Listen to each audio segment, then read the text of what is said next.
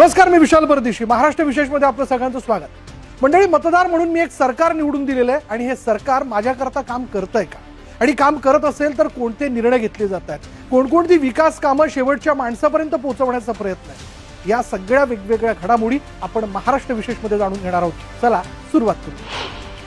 महाराष्ट्र विशेषमध्ये पहिली घडामोड आपण बघणार आहोत. गेल्या अनेक दिवसांपासून ज्या भरतीची तरुण वाट पाहत होते त्या 15,000 पोलीस पदभरतीला मंजुरी देण्यात आली. मुख्यमंत्री देवेंद्र फडणवीस यांच्या उपस्थितीत राज्य मंत्रिमंडळाच्या बैठकीत मंजुरी देण्यात आली. राज्याच्या पोलीस दलात 2024 दरम्यान रिक्त असलेली आणि 2025 मध्ये रिक्त होणाऱ्या पदांचा आढावा घेऊन ही भरती करण्यात येणार आहे. सोशल मीडियावरील अफवा आणि फेक न्यूजचा शोध घेत त्यांच्यावर नियंत्रण आणण्यात नागपूर पोलिसांच्या गरुड दृष्टी प्रकल्पाला यश मिळालं. सोशल मीडिया मॉनिटरिंग आणि सायबर इंटेलिजन्ससाठी काम करणाऱ्या या प्रकल्पाचा इतर जिल्ह्यांमध्ये देखील विस्तार करण्यात येईल, अशी माहिती मुख्यमंत्री देवेंद्र फडणवीस यांनी दिली. नागपूर पोलिसांनी विविध सायबर आर्थिक गुन्ह्यांच्या तपासातून मिळवलेले तब्बल 10 कोटी रुपये संबंधित लोकांना परत देण्यात आलेले. आता बघूयात, राज्यात मुख्यमंत्री उद्योजकता आणि नाविन्यता महाफंड योजना राबवण्यात येणार आहे आणि या योजनेतून यशस्वी उद्योजक स्टार्टअप तयार करण्याचं उद्दिष्ट आहे. विविध तंत्र शिक्षण घेतलेल्या 30 लाख तरुण तरुणींची शासनाकडे नोंद आहे. सर्वांना संपर्क करून AI द्वारे परीक्षा घेण्यात येणार आहे आणि यातून 25,000 उमेदवारांची अंतिम निवड केली जाईल. त्यांना तांत्रिक सहाय्य, आर्थिक मदत आणि प्रशिक्षण देण्यात येणार आहे. पुण्यातील गुन्हेगारीला आळा घालण्यासाठी मुख्यमंत्री देवेंद्र फडणवीस यांनी महत्त्वाची घोषणा केली. पुण्यात नवीन 5 पोलीस ठाणे देऊ आणि 1000 लोकांचा स्टाफ मंजूर करण्यात येईल. पुण्याला 2 पोलीस उपायुक्त यांची मागणी मान्य करणार आहोत, अशी घोषणा त्यांनी केली आहे. यानंतरची बातमी अशी आहे की सर्व शासकीय शाळांमध्ये पायाभूत सुविधा उपलब्ध करून देण्याचे आदेश मुख्यमंत्री देवेंद्र फडणवीस यांनी दिले. संबंधित जिल्ह्याचे पालकमंत्री आणि जिल्हाधिकारी यांनी प्राधान्याने अंमलबजावणीवर भर द्यावा, असंही त्यांनी म्हटलंय. पुढली बातमी अशी आहे की महाराष्ट्रात दिशा अभियान यशस्वीपणे राबवण्यात आले. बौद्धिक अक्षमता असलेल्या विद्यार्थ्यांसाठी एक समान आणि गुणवत्तापूर्ण शिक्षणाची दिशा दाखवणारे हे अभियान आहे. मुख्यमंत्री देवेंद्र फडणवीस यांच्या संकल्पनेतून हे अभियान साकारण्यात आलं. या अभियानानं बौद्धिक अक्षमता असलेल्या विद्यार्थ्यांच्या शिक्षणात अभूतपूर्व बदल घडून आणलाय. आणि आता पुणेकरांसाठी एक महत्त्वाची बातमी.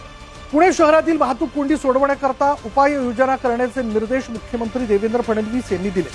पुणे आणि पिंपरी चिंचवडसाठी grade separators, tunnels, ring road यासाठी संबंधित विभागांनी संयुक्त आराखडा करावा. तसंच पुढील 30 वर्षांचा विचार करून वाहतूक कोंडीसाठी उपाययोजना करण्याचे निर्देश देण्यात आले.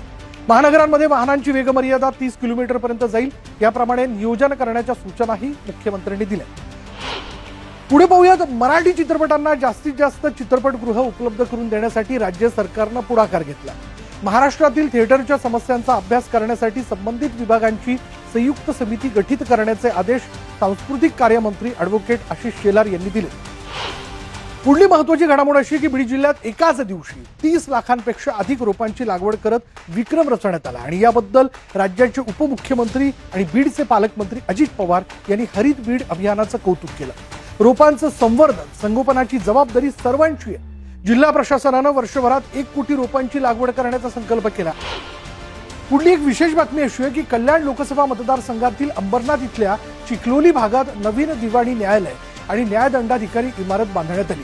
या प्रथम श्रेणी न्यायालयाच्या इमारतीचं उद्घाटन महाराष्ट्राचे उपमुख्यमंत्री एकनाथ शिंदे यांच्या हस्ते करण्यात आले. मीरा भाईंदर, ठाणे आणि अंबरनाथ इथे नुकतीच नवीन न्यायालय सुरू करण्यात आली आहे आणि या संस्था न्यायालयीन प्रक्रियांना गती देण्यास आणि नागरिकांना वेळेवर न्याय मिळवून देण्यास मदत करतील, असा विश्वास उपमुख्यमंत्री शिंदे यांनी व्यक्त केला. पुढली महत्त्वाची बातमी अशी आहे की राज्यातील आरोग्य प्रयोगशाळा आणि रुग्णवाहिकेच्या सेवांचा आरोग्यमंत्री प्रकाश आंबेडकर यांनी आढावा घेतला. सरकारी रुग्णालयांमधील प्रयोगशाळांचा दर्जा उंचावण्याचे आदेश आरोग्यमंत्र्यांनी दिले. तसंच खासगी रुग्णालयातील रुग्णांनी देखील सरकारी रुग्णालयातील प्रयोगशाळेत तपासण्या कराव्यात, असंही त्यांनी सांगितलं. आरोग्य विभागांमधील रिक्त पदांच्या भरतीची तातडीनं प्रक्रिया सुरू करण्याचे निर्देश आरोग्यमंत्री आंबेडकर यांनी दिले. तर ह्या होत्या आतापर्यंतच्या वेगवेगळ्या महाराष्ट्र विशेषमधल्या घडामोडी. इथे थांबूयात. पहा फक्त न्यूज 18 लोकमत.